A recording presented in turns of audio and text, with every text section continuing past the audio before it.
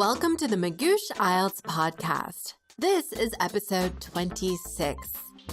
In this episode, you're going to learn how to understand and respond to an IELTS Academic Writing Task 2 essay question that is formatted as an agree-disagree question.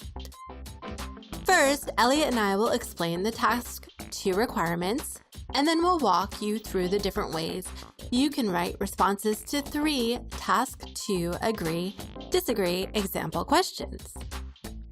And don't forget to visit us at IELTS.magoosh.com for more great resources to improve your IELTS band score.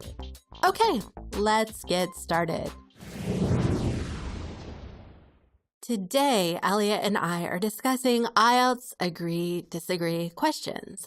You may run into this type of essay question in the academic IELTS Writing Task too.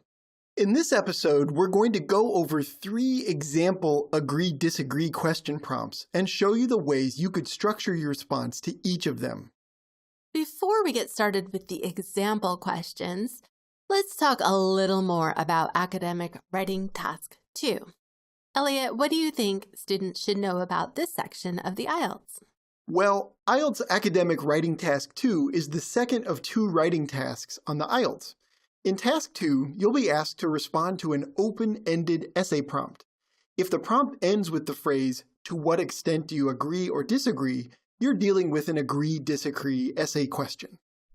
Task 1 definitely isn't easy, but most students find IELTS Writing Task 2 even more challenging. Would you recommend that students spend more time on Task 2 than on Task 1? Yes, definitely. You'll have a total of 60 minutes to complete both tasks. I suggest that you spend only 20 minutes on Task 1 and use the remaining 40 minutes for Task 2. Okay, so what makes Task 2 more difficult than Task 1? Well, first of all, Task 1 just asks you to transfer information from a visual into writing. But Task 2 requires you to answer an open essay question. There's no clear or correct answer. And Task 1 has a lower minimum word count, right? Exactly. Task 1 requires that you write 150 words or more, but for Task 2, you will be expected to write at least 250 words. So are the 2 tasks weighted equally in terms of points? That's a great question, and the answer is no. Task 2 is worth twice as many points as Task 1, so it's a really good idea to spend a bit more time on Task 2. So to recap, you recommend that students spend 20 minutes on Task 1 and 40 minutes on Task 2. How should students break down those 40 minutes?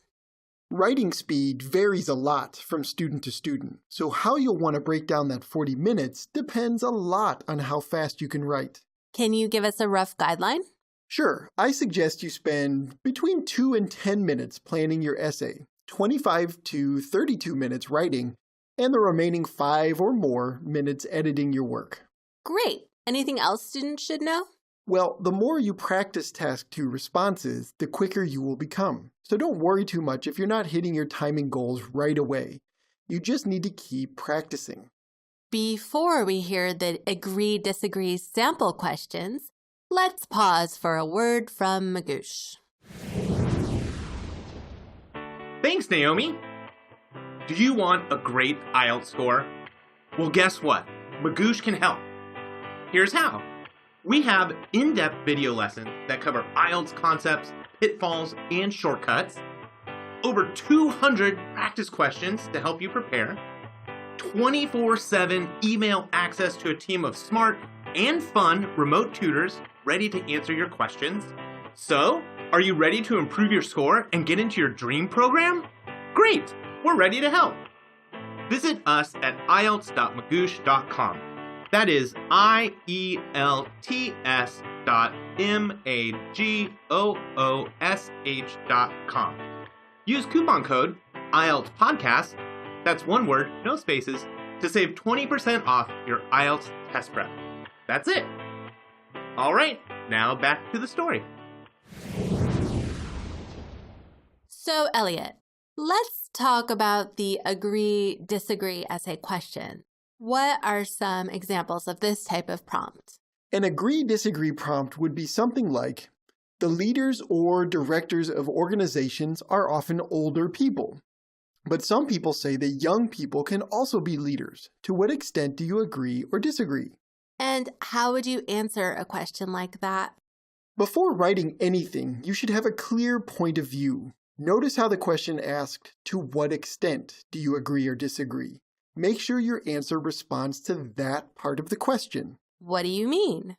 I would suggest that you choose one of the three following positions. Either I completely agree, I completely disagree, or I partly agree and partly disagree. Oh, I see. So let's start with the I completely agree answer. How would you structure a completely agree essay response to the prompt from earlier? So remember the prompt was, the leaders or directors of organizations are often older people, but some people say that young people can also be leaders. To what extent do you agree or disagree? Right. Begin with an introduction stating that you completely agree that young people can be leaders. Okay, sounds like a good start. You're writing a 5-paragraph essay. That means after the introduction, there will be 3 body paragraphs, followed by a conclusion. What should you write for the body paragraphs? Use each of the first 2 body paragraphs to state one reason why you agree with the idea that young people can be leaders. You can use the 3rd body paragraph either to state a 3rd reason why you agree or to explain why the opposite view is wrong. Okay, and what about the conclusion? For the concluding paragraph, restate your position one last time. In this case, that you completely agree that young people can be leaders. Okay, great. Thanks, Eliot. Let's look at another example question and talk about how to respond if you completely disagree. So here's our second example question. Maintaining public libraries is a waste of time since computer technology is now replacing their functions. To what extent do you agree or disagree? Okay, so where should you start? It's really the same format as our last example. You'll just be giving arguments as to why you think the view is wrong rather than right. Okay, so start with an introductory paragraph stating that you completely disagree that maintaining public libraries is a waste of time?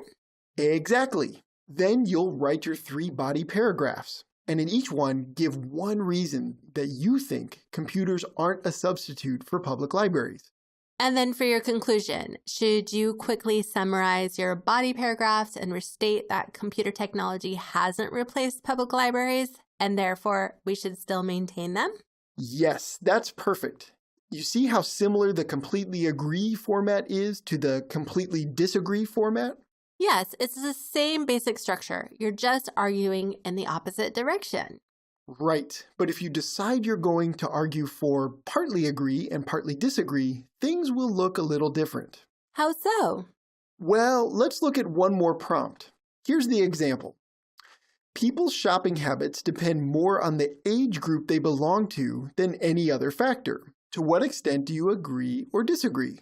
Okay, so how do you answer? In the introduction, you'll want to say that you partly agree and partly disagree that age group is the most important factor in determining shopping habits. Then state a few points you agree with and a few points you disagree with. Okay, what about the body paragraphs? You only really need 2 body paragraphs, but they'll be a little longer than the body paragraphs in the completely agree or completely disagree answers. In the first body paragraph, explain the points you agree with. Then, in the second body paragraph, explain the points you disagree with. And then in the conclusion, you'll restate your view?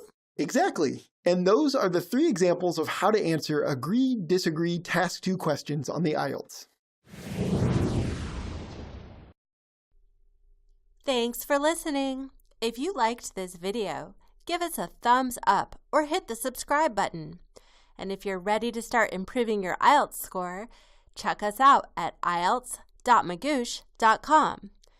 Use the coupon code IELTS Rockstar at checkout for 20% off your order. That's IELTS ROCKSTAR at checkout for 20% off. Happy studying!